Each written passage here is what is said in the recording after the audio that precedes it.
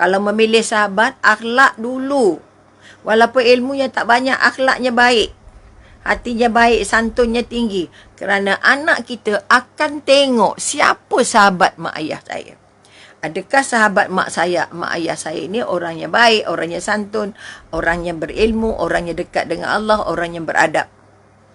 Tapi kadang-kadang ada sahabat kalau kononnya dah rapat, hilang adabnya.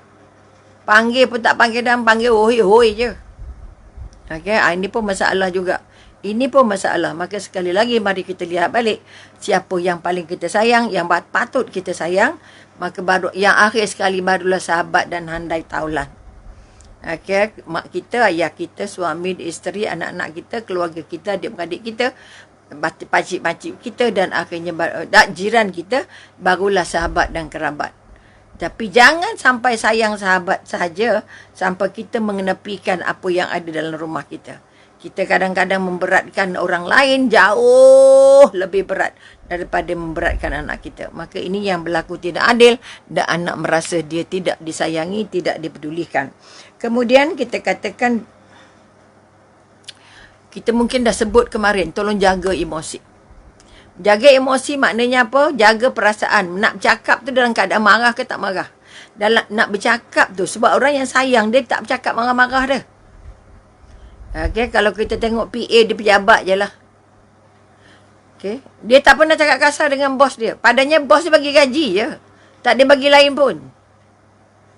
Tapi disebabkan gaji itu mereka berlakon sebaik-baik manusia. Keluar je pintu pejabat, tengok bahasa dia. Keluar je daripada pintu rumah, masuk je pintu rumah, tengok bahasa dia. Tengok kelakuan dia, tengok penampilan dia. Ini yang kita paling bimbang, kita dapat gaji yang tidak berkah. Kerana berpura-pura baik tapi di rumah tak baik. Okay, sebab itu sekali lagi jangan kerana bos, maka bos kita paling mahal yang Allah bagi sebagai suami tidak dianggap sebagai bos lagi. Malah kita pula merasa kita yang bos di rumah. Sebab itu kata-kata hari ini keluarga yang pecah sudah terlalu ramai. Kemudian mari kita melihat jika ada masalah dalam keluarga. Masalah apa pula, masalah cinta ke, masalah sokan ke, masalah duit ke, masalah sahabat ke, masalah tamu ke, masalah apa-apa, hutang ke apa ke.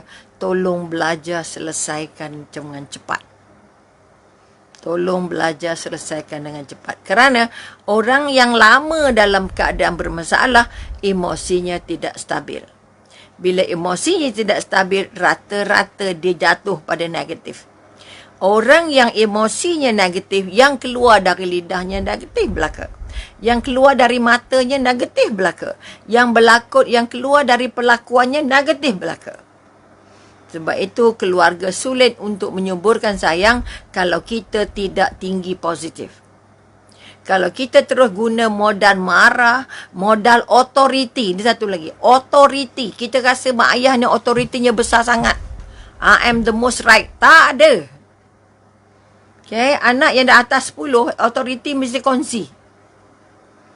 Okay. Kalau kita suruh dia tak buat, kita bincang.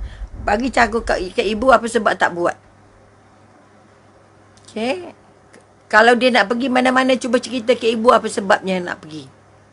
Apa sebab ibu tak bagi pergi, apa sebab kamu nak pergi. Cuba kita banding. Sebab-sebabnya mana lebih banyak. Sebab dia ke sebab kita. Okay. Sebab itu kita kata, kalau kita pegang authority itu ketat seketat-ketatnya, anak akan jadi robot. Nak buat macam mana tak tahu, tanya ibu. Nak pergi mana tak tahu, tanya ibu.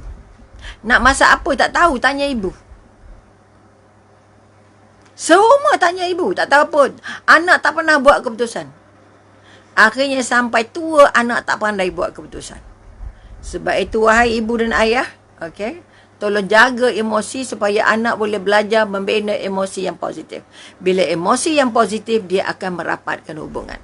Tapi bila emosinya negatif, maka hubungan itu akan renggang. Anak akan menunggu saat untuk bekerja dan duduk sendiri. Tidak akan duduk lagi dengan mak ayah. Saya hanya menunggu supaya saya habis pengajian dan saya dapat kerja.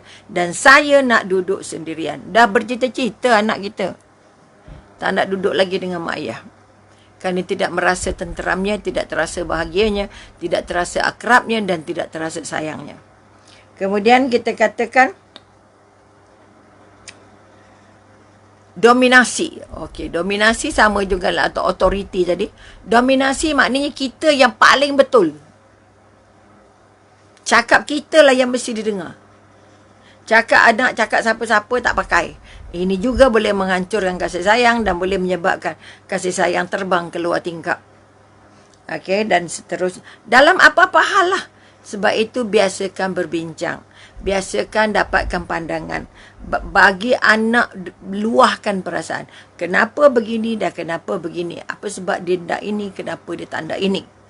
Supaya apa saja keputusan yang dia buat tidak melukakan, tidak memalukan, tidak memilukan.